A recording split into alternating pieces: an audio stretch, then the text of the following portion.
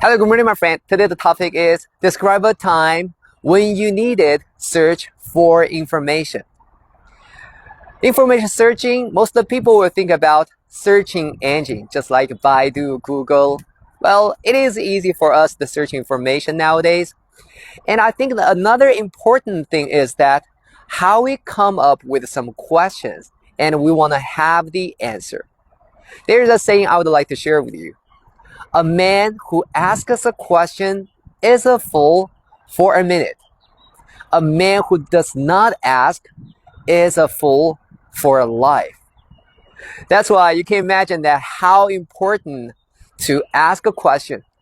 And then you can ask computer, for example, you can search some information by use the searching engine. And also you can ask some experts in some areas, right? It doesn't matter. But the most important thing is that when we have the question, we need to know the answer.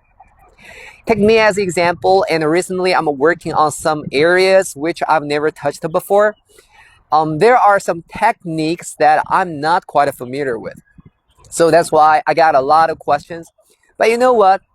Because I was really fresh in this area, so I was a little bit curious and a little bit worried about if I ask this kind of very basic question. Maybe some people would say, "Oh, Scott, this is really basic stuff."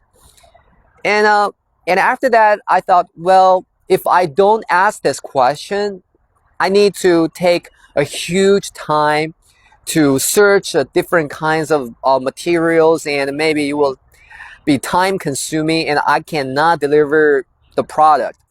But I need to ask questions, especially to ask some experienced colleague.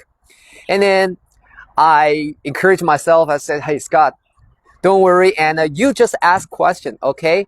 And the thing you need to get prepared is that you need to think about these questions at first, not just throw out the question and get the answer directly. This is really lazy.